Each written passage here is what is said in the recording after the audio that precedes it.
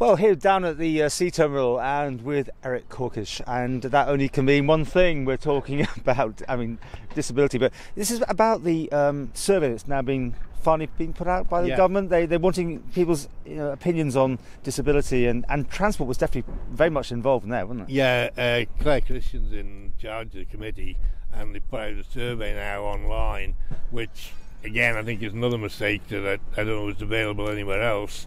But a lot of disabled people may not be online, so really it needs to be out further than just online.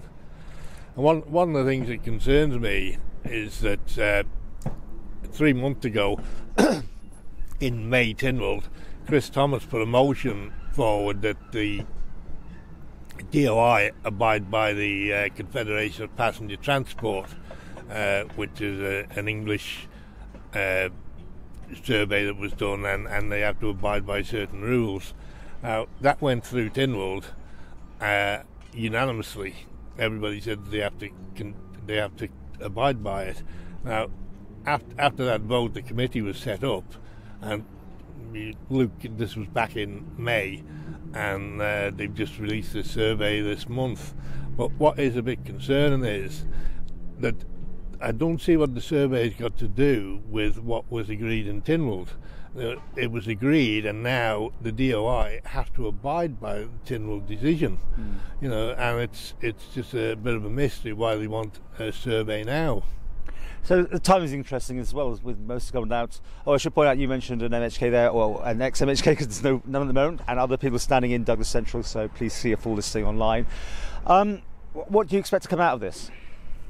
Well, the survey really shouldn't have nothing coming out of that to stop them going for this transport strategy from England.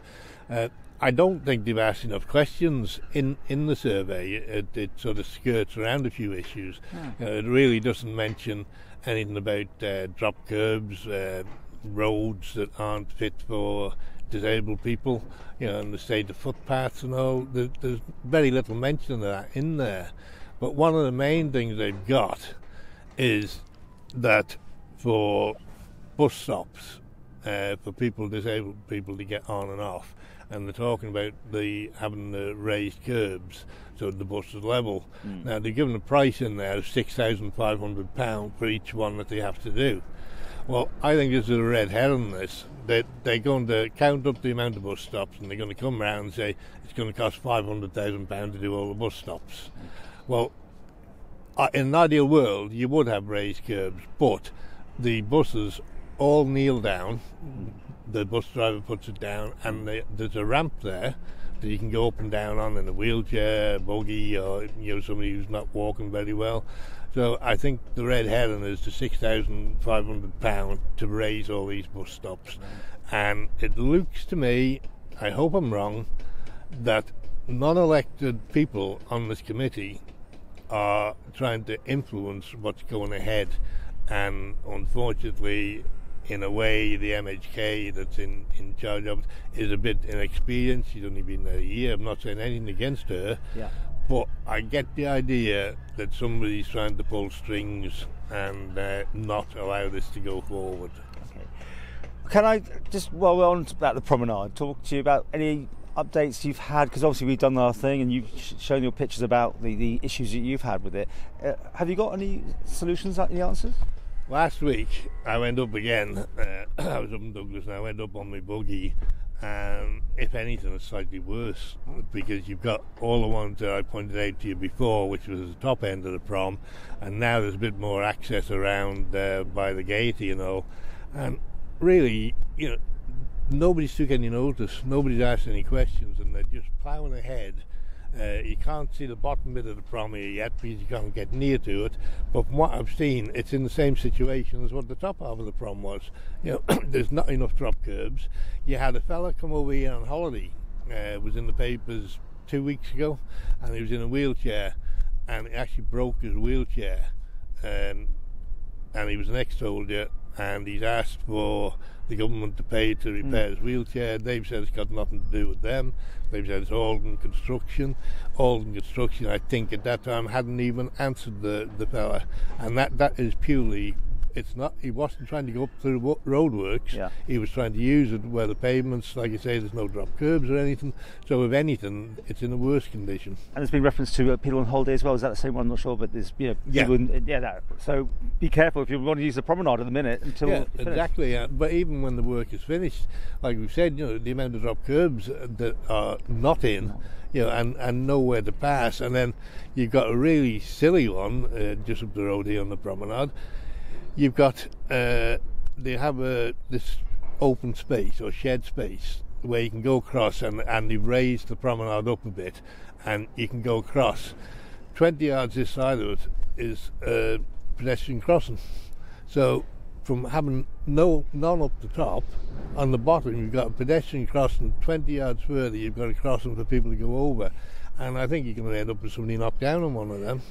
What surprises me is no one's been in touch with you then to offer some, well, it's probably too late I suppose, isn't it, the solutions. It's now a question, this is going to happen, this is how it's going to be. Yeah, well I've offered before, to point out where they're going, because it goes back to the same thing again. People can't pretend to be disabled. You need disabled people to point out where things are wrong. And all over the island there's a lot of things wrong with pavements and roads, but I mean the roads itself are in terrible condition, but some of the pavements they're just absolutely ridiculous. You can't get up and down them. And on a similar vein, it's not somewhere I go, but the amount of complaints online about the footpaths in the country, the road to Follion, is it? And people can't get through. And they're advertising the Isle of Man to come for a walking holiday, and nobody's bothered to cut any of these footpaths. I know that's not what I'm on about, but just as a side point, you bring. You see things in that different way that, as you say, someone that's probably just able-bodied doesn't notice. Yeah, well, exactly, because there's some areas they put a nice new footpath in now that comes up Greenlands Avenue, done brilliantly, tarmacked. But then you go to other places, and the footpath on the old railway line, it's just mud in the middle. And they're not really doing everything they could. And the other thing that they do, which is a bit unfair, is that they'll put a kissing gate or a lock gate on the stile on some of these footpaths where I could use my buggy and go, but you can't get through because of the way they've done it. At least on the new one in Ramsey, they have put barriers in, and they're sort of sideways so that you can get around them. And they want to put more of them in rather than stiles and lock gates. Well, as Eric, every time we talk to you, there's always new things to mention, and we can't talk about your situation with the buses, but we do hope things can eventually happen. This is actually nothing to do with my event with the buses, but it's just this thing that the Tynwald has agreed that this has to go ahead, and they've now, the committee they've set up, there isn't really anything for them to talk about. Tynwald has told them to do it. 3 months have gone by and they haven't done anything at all. Okay, well, the survey is online, and I presume you can get a hard copy, but for people who don't necessarily have access to internet, it may be an issue, I know, but it is important that people, like it says, with disabilities or carers who look after people, to fill in this document. It's only about 10 questions long. It's not going to take anybody very long to do it. Like you say, it could have been longer and they could have put more things in, but they haven't.